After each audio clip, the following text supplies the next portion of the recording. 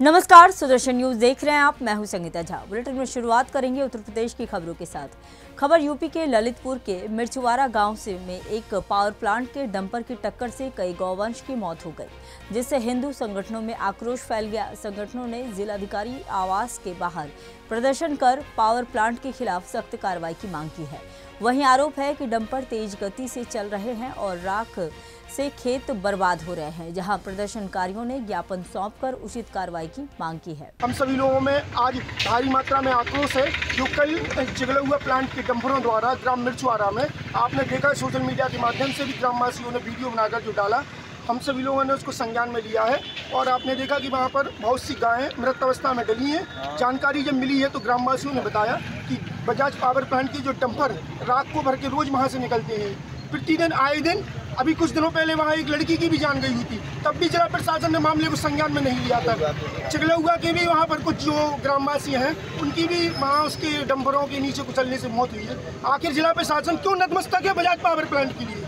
आखिर क्यों उन पर लगातार कार्रवाई नहीं हो रही है? आखिर क्या ऐसी वजह है, किस कारण माननीय जिलाधिकारी महोदय बजाज पावर प्लांट पर कार्रवाई क्यों नहीं करते हैं? आप कार्यालय गए थे, क्या हुआ? हमें न्याय चाहिए। गौ माता के सम्मान में आज सभी गौ सेवक यहाँ आए हैं। जब तक वो डंपर नहीं रुकेंगे, जब तक डंपर बंद नहीं होंगे रात के, तब तक हमारा जन आंदोलन। जिलाधिकारी कार्यालय आप गए, लेकिन रोड पर बैठने क्यों बेबस हुए? वहाँ पर हमें जिलाधिकारी महोदय को बुलाया गया है, वहाँ पर उन्होंने गेट खोलने से मना किया है। कर्मचारी बोलते हैं कि अभी जिलाधिकारी जी का समय नहीं आया है। हम सभी लोग युवा साथी और यहाँ पर सभी लोग अपने अपने कार्य में लिप्त रहते हैं। इसके बाद भी हम लोग आए हैं यहाँ पर और गेट नहीं खोले गए हम लोग, इसलिए हम लोग यहाँ रोड पर बैठने के लिए बेबस हुए। खबर में बात अब यूपी के फिरोजाबाद की करेंगे, जहां पुलखड़ी गांव में करीब 25 करोड़ की लागत से बनने वाले मुख्यमंत्री मॉडल कंपोजिट विद्यालय का भूमि पूजन पर्यटन मंत्री जयवीर सिंह ने किया, जहां उन्होंने कहा कि यह स्कूल आधुनिक तकनीक से युक्त होगा, जिसमें कक्षा 1 से 12 तक की पढ़ाई होगी और भवन में रोबोटिक्स, ऑडिटोरियम, एनसीसी रूम जैसी सुविधाएं होंगी। डीएम ने बताया कि बच्चों की प्रतिभा को निखारने के लिए यहां खेल व सांस्कृतिक गतिविधियों की भी व्यवस्था होगी। इस समारोह में कई अधिकारी व जनप्रतिनिधि शामिल हुए और छात्राओं ने सांस्कृतिक कार्यक्रम प्रस्तुत किए। गाँव के बच्चे हर क्षेत्र में बेहतर परफॉर्म कर पाए, तो कंपोजिट विद्यालय की स्थापना जिले के पहला कंपोजिट विद्यालय आज यहाँ खरीद के शुरुआत होने के लिए भूमि पूजन का कार्यक्रम इस नितांत पिछड़े ब्लॉक में इस योजना के लागू होने के बाद यहाँ के बच्चे बेहतरीन पढ़ाई लिखाई का वातावरण प्राप्ति के साथ ही उच्च शिक्षा को प्राप्त करेंगे, बेहतर परफॉर्मेंस करेंगे और देश की सेवा में, राष्ट्र की सेवा में जिस क्षेत्र। यूपी के बिजनौर से खबर है, जहां मुख्यमंत्री योगी आदित्यनाथ बिजनौर के हुरनंगला गांव पहुंचे और बीजेपी संगठन मंत्री धर्मपाल सिंह की माता भगवती देवी के निधन पर उन्होंने शोक व्यक्त किया और पुष्प अर्पित कर श्रद्धांजलि दी। इस मौके पर कई सांसद, मंत्री, मेयर, विधायक और अधिकारी मौजूद रहे। मुख्यमंत्री ने धर्मपाल सिंह से मुलाकात कर शोक संवेदना जताई। इस दौरान पूरे गांव में सुरक्षा के कड़े इंतजाम किए गए हैं। अब बात करेंगे यूपी के मेरठ की। मेरठ के जानी थाना क्षेत्र के सालेह नगर गांव में हिंदू समुदाय के लोगों ने आरोप लगाया है कि मुस्लिम समुदाय मंदिर में पूजा, आरती और लाउड स्पीकर के इस्तेमाल से रोकता है। आरोप है कि मंदिर की मूर्तियां तोड़ी गई और महिलाओं से बदसलूकी की गई। शिकायत करने पर धमकियां मिलती हैं और पुलिस भी कार्रवाई नहीं करती। ग्रामीणों ने ग्राम प्रधान और पुलिस पर भी पक्षपात का आरोप लगाया। वहीं गांव में तनाव और डर का माहौल बना हुआ है। खबर में बात अब मथुरा की करेंगे। मथुरा के महावन स्थित रमन रेती आश्रम में 4 दिवसीय गुरु पूर्णिमा महोत्सव की तैयारियां जोरों पर है। मीडिया प्रभारी हरदेवानंद महाराज ने बताया कि विभिन्न जिलों में राज्यों से हजारों शिष्य पूजन में शामिल होंगे, जहां हर दिन अलग अलग क्षेत्र के शिष्य अपने गुरु कारशीर्ण गुरु शरणानंद महाराज का पूजन करेंगे। आयोजन में भक्ति, सेवा और भजन की गूंज सुनाई देगी। आश्रम में व्यवस्थाओं को अंतिम रूप दिया जा रहा है। कृष्णा गुरुर् ब्रह्मा गुरुर्विष्णु गुरुर्देवो महेश्वरा गुरु साक्षात परब्रह्म तस्मै श्री गुरुदेव। गुरु पूर्णिमा का महोत्सव आश्रम में भव्य और दिव्य रूप से मनाया जाएगा। 9 जुलाई से 12 जुलाई तक अनेकों स्थान से, अनेक जनपदों से, अनेकों राज्यों से भक्तगण आएंगे और विधि पूर्वक गुरु जी की पूजा करेंगे। ये तो तैयारी आश्रम में भव्य रूप से की जा रही है। भक्तजनों की जो भीड़ आएगी उनके लिए क्या सुचारू रूप से सेवाएं दी जाएंगी? दिव्य व्यवस्था की जा रही है सभी के लिए, बैठने की व्यवस्था, जल की व्यवस्था, भोजन की व्यवस्था, और उस पंक्ति से उनकी तैयारी की जा रही है कि किसी भी भक्त को किसी भी प्रकार की कोई परेशानी ना हो। जो भक्त शारीरिक रूप से थोड़े से अस्वस्थ रहेंगे उनकी अलग व्यवस्था रहेगी, जिन्हें किसी प्रकार का कोई कष्ट ना हो। और कोशिश ये की जाएगी कि कोई वीआईपी और उसका वो ना हो। अगली खबर यूपी के आजमगढ़ से है, जहां रौनापारा थाना क्षेत्र के चालाकपुर गांव में दो पक्षों के बीच हुए जबरदस्त मारपीट का वीडियो सोशल मीडिया पर वायरल हो रहा है, जहां लाठी डंडों से हमला और गाली गलौज वीडियो में साफ दिखाई दे रही है। एसपी ग्रामीण चिराग जैन ने बताया कि घटना भूमि विवाद से जुड़ी है। वहीं प्रमीला यादव की शिकायत पर मामला दर्ज कर लिया गया है और मामले में आगे की कार्रवाई की जा रही है। कौन मारा आपकी मम्मी को? अब्बू मारे। क्यों मारे हैं? क्या पता है, नहीं क्यों बता रहे थे कि रोज पी के आते हैं हमारे। आज क्यों मारे हैं? पी करके आए थे? हाँ। पैसा सब मांग रहे थे? हाँ। अरे रोज कौन का पी के आते हैं तो मारते हैं। पी करके आते तो मारते हैं। हाँ, कै बजे मारे हैं? कब घटना हुई? घटना हुई 3 बजे। 3 बजे की 1 बजे करीब? 3 बजे करीब। अच्छा, मारे हैं। फिर वो पकड़ के कोई पुलिस कहाँ गए? पुलिस में ले गई उनको। मम्मी कहाँ गई? तुरंत मौके भी मौत हो गई थी। हाँ। किस चीज़ से मारे थे? छुरी से। अच्छा। थाना जीएनपुर अंतर्गत ग्राम अंजान फईद से यह सूचना प्राप्त हुई थी कि एक व्यक्ति हैं नूर आलम, उनके द्वारा अपनी पत्नी को घरेलू विवाद को लेकर नशे की हालत में अपनी पत्नी को चाकू से हत्या कर दी गई है। इस सूचना पर थाना प्रभारी क्षेत्राधिकारी और मौजूद एडिशनल एसपी द्वारा भी घटनास्थल का निरीक्षण किया गया। घटनास्थल पर फॉरेंसिक टीम को भी बुलाकर साक्ष्य की कार्रवाई की जा रही है। बॉडी को कब्जे में लेकर पोस्टमार्टम के लिए भिजवा दिया गया है। तहरीर प्राप्त कर मुकदमा दर्ज कर लिया गया है।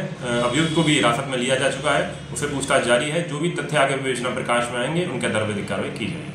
यूपी के हरदोई से खबर है, जहां पिहानी थाना क्षेत्र के महमूदपुर सरैया गांव में बच्चों के विवाद ने उग्र रूप ले लिया, जहां दोनों पक्षों में पथराव, मारपीट और फिर फायरिंग हुई और एक युवक खुलेआम राइफल लहराता हुआ दिखाई दिया। ऐसे हिंसा में दोनों पक्षों के कई लोग घायल हो गए, तो वहीं घटना का वीडियो सोशल मीडिया पर वायरल हो रहा है। फिलहाल पुलिस मामले की जांच कर रही है और आरोपियों की तलाश में जुट गई है। आज दिनांक 7 जुलाई 2025 को ग्राम महमूदपुर थाना पिहानी में सुबह लगभग 9:30 बजे दो पक्षों में पूर्व के बच्चों के विवाद को लेकर मारपीट की घटना घटित हो गई, जिसमें एक पक्ष के द्वारा अपनी लाइसेंसी राइफल से फायरिंग भी की गई। मामले में तहरीर प्राप्त कर सुसंगत धारा में अभियोग पंजीकृत करते हुए विधिक कार्रवाई की जा रही है। अब बात करेंगे यूपी के फिरोजाबाद की, जहां फिरोजाबाद में नाबालिग से दुष्कर्म के आरोपी सुहेल को पुलिस ने मुठभेड़ में गिरफ्तार कर लिया है। गौरतलब है कि उसने पुलिस पर फायरिंग की, जिसमें एक उप निरीक्षक घायल हो गए। वहीं जवाबी कार्रवाई में आरोपी के पैर में गोली लगी है, जहां मौके से अवैध तमंचा और कारतूस बरामद किया गया। वहीं आरोपी पर पोक्सो एक्ट समेत कई धाराओं में मामला दर्ज किया गया है और उसे इलाज के लिए अस्पताल में भर्ती कराया गया है। सुहेल है, ये कोहिनूर रोड थाना रामगढ़ क्षेत्र का रहने वाला है। रामगढ़ थाना क्षेत्र में ही इसने एक 5 साल की बच्ची के साथ दुष्कर्म की घटना को अंजाम दिया था, जिसमें बच्ची के पिता के तहरीर के आधार पर उचित धाराओं में अभियोग पंजीकृत किया गया था और लगातार रामगढ़ पुलिस इसकी तलाश कर रही थी। इसके यहाँ संभावित स्थानों पर दबिश दी जा रही थी। आज सूचना ये मिली कि हसमत नगर क्षेत्र में खेतों में जंगलों में छुपे छुपाई घूम रहा है। इस सूचना पर रामगढ़ पुलिस ने यहाँ दबिश दी है। पुलिस को देखते ही इसने पुलिस के ऊपर फायरिंग कर दी, जिसमें रामगढ़ थाना क्षेत्र के एसआई राजकुमार के हाथ में गोली लगी है। आत्मरक्षात्मक में पुलिस ने भी फायरिंग की, जिससे सुहेल के पैर में गोली लगी है। तत्काल इसको ट्रामा सेंटर में इलाज हेतु भेजा गया है, जहाँ पुलिस सुरक्षा में इसका इलाज चल रहा है। साथ ही एसआई राजकुमार का भी इलाज हॉस्पिटल में चल रहा है, इसको भी एडमिट कराया गया है। सुहेल के पास से जो बरामदगी हुई है, एक अवैध तमंचा 315 बोर, 2 खोखा और 2 जिंदा कारतूस बरामद हुआ है। इसमें आगे जो भी आवश्यक वैधानिक कार्रवाई वो हम लोग करें। अब बात करते हैं यूपी के रुपईडीहा की, जहां भारत नेपाल सीमा पर नेपाली नागरिकों के साथ उत्पीड़न का मामला नेपाल संसद में गूंजा है। नेपालगंज के खरीदारी कर लौटते नागरिकों को नेपाली पुलिस जामुनाहा बॉर्डर पर परेशान करती है और सामान छीन लेती है। वहीं नेपाल के सांसद ने इस मुद्दे को उठाते हुए दोनों देशों के अधिकारियों से समाधान की मांग की है और सीमाई नागरिकों के लिए यह बड़ी चिंता का विषय बताया है। अगली खबर यूपी के प्रयागराज से है, जहां करेली इलाके में रविवार देर रात एसओजी और पुलिस टीम के बदमाशों से मुठभेड़ हो गई।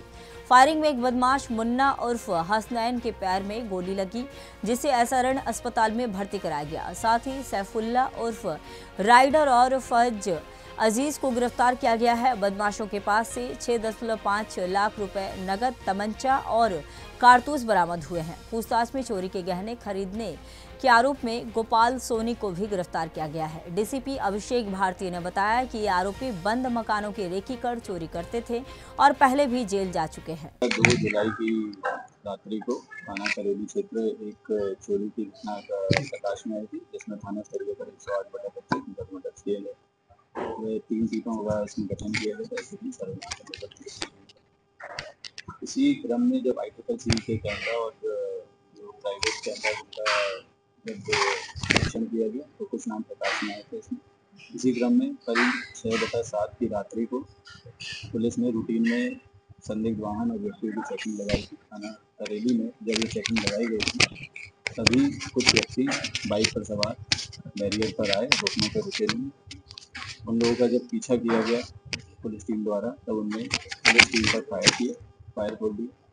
तभी आत्मरक्षा के पुलिस टीम ने फायर किया इस पर, इन लोगों पर, तो इसमें एक बदमाश को गोली लगी है। 2 बदमाश इसमें पकड़े गए हैं। इनके पास से जब प्रारंभिक इनसे पूछताछ की गई मौके पर, तब बताया इन्हें कि ये वही लोग हैं जो करेली की चोरी में शामिल थे। इसको वीडियो द्वारा तस्दीक किया है।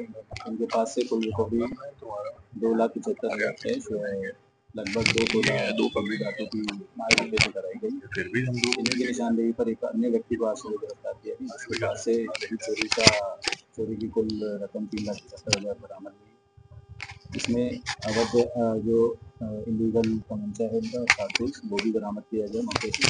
एक स्कूटी जो लोगों ने चोरी के राशि से खरीदी थी वो भी बरामद की।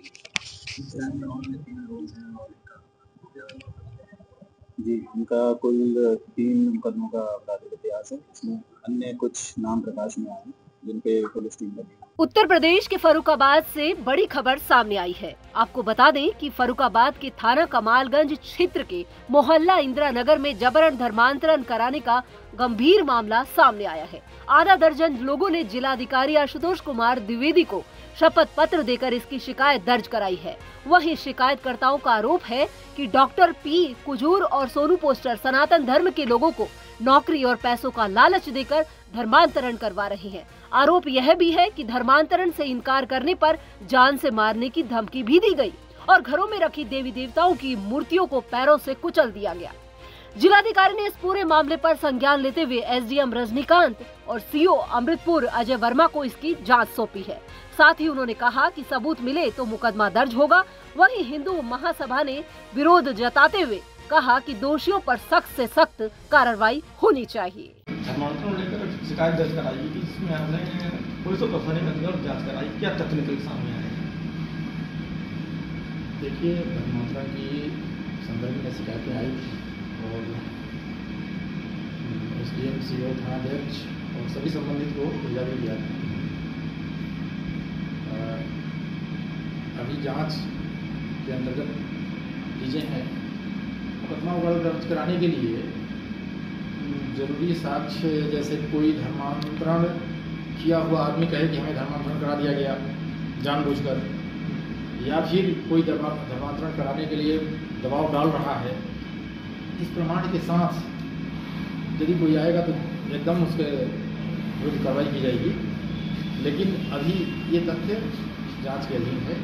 लोग अभी जो प्रकाश में आया है उसके हिसाब से एक शादी विवाह के क्रम में और प्रेयर के क्रम में विवाद की स्थिति उत्पन्न हुई है और वो बताया गया है कि धर्मशाला का उपयोग सार्वजनिक न होकर केवल खास समुदाय के लोगों के लिए किया जा रहा है। लेकिन गांव में जो एसडीएम सीओ कल गए थे उसके हिसाब से ये चीज़ें अभी पुष्ट नहीं हुई हैं। सबके लिए अवेलेबल रहता है। फिर भी अभी कोई निर्णयात्मक स्थिति नहीं हुई है, इसकी जांच अभी चल रही है। जांच में दोषी पाए हैं, कार्रवाई निश्चित है। जांच में यदि कोई भी प्रमाण धर्मांतरण का मिलेगा तो नियमानुसार उनके विरुद्ध कार्रवाई की जाएगी। इंदिरा नगर में धर्मांतरण को लेकर आरोप लगाया गया, जिसकी शिकायत जिलाधिकारी दर्ज कराएगी। इस संबंध में बात करेंगे जिलाधिकारी से क्या तथ्य सामने निकल के आए हैं। सबसे पहले बात करेंगे हिंदू महासभा के विमलेश मिश्रा से, क्या कहना है उनका, क्या आरोप है। जो धर्मांतरण को लेकर शिकायत दर्ज कराई गई थी, इसमें कजूर आरोप लगे हैं, तो क्या कहना है। देखिए डॉक्टर पी कजूर पे इससे पहले भी आरोप लगे हैं और इस बार हम लोग जितने भी हमारे हिंदूवादी संगठन हैं सब लोग मिलके इसकी जांच जरूर कराएंगे और हम अपने प्रयास करेंगे कि इनके ऊपर लगातार आरोप लग रहे कहीं न कहीं सत्य हैं। और जितने भी भाई हमारे वाल्मीकि समाज के हैं और जो कार्य में संलिप्त हो रहे हैं, जबरदस्ती किए जा रहे हैं, उनको पैसे का लालच दिया जा रहा है, इसके पीछे बहुत बड़ा षड्यंत्र है। और ये मिशनरी जो चल रही है किसी भी हाल में चलने नहीं देंगे, चाहे वो डॉक्टर पी कजूर हो, चाहे कोई भी हो। अगर ऐसा हमारे सनातन धर्म पे आघात किया जाएगा तो उसको हम सनातनी बर्दाश्त नहीं करेंगे किसी भी लिए आए। हमारे लोग धर्मशाला था, हाँ, और ईसाई लोग इस पे कब्जा कर रहे हैं और धर्म परिवर्तन करा रहे हैं। अच्छा, ये कितने दिन से चल रहा है ये चल रहा कम 10-15 साल से। 10-15 सालों से। तो आपने कभी कोई सूचना अधिकारियों को की थी? अधिकारी आए ही हैं। अच्छा, हाँ, जब हम लोग ज्यादा लोग बढ़ते हुए जा रहे, हम लोग कम लोग रह गए। अब वो तो उनकी जनसंख्या बढ़ रही, तो हमने सूचना दी। ये धर्म परिवर्तन कब किया गया, किस लोगों? पास्टर हैं वो दीना लंगड़ा के। हाँ, वही करा रहे। वही करा रहे। कितने लोगों को अभी तक करा चुके वो? कम से कम 10-15 घरों करा चुके हैं। 10-15 घरों करा चुके। अच्छा, और क्या अधिकारी लोगों ने आपसे भी क्या कहा, कुछ कहा? वो कर रहे हैं बात, देखो क्या होती है। ये अभी आरोप लगाए रहे हैं, ये चर्च काफी साल पुरानी है। गलत है, वो गलत है। ये क्या था? ये जो धर्म परिवर्तन कर चुके वही लोग हैं, अब वही लोग आपको बता रहे हैं। अच्छा, हाँ, मतलब कि कितनी पुरानी क्या था ये पहले? ये पहले धर्मशाला था हम लोगों का। धर्मशाला था। हाँ, इन लोगों बच्चों की जगह बच्चे पढ़ाएंगे थोड़े दिन के लिए। तो इसकी लिखा पढ़ी तो टोनरिया में होगी ना? जी होगी। ये क्या था? धर्मशाला था वाल्मीकि समाज का, और क्या था। फिलहाल के लिए इस बुलेटिन में इतना ही। देश दुनिया की तमाम खबरों के लिए इसी तरह देखते रहिए सुदर्शन न्यूज। जय हिंद।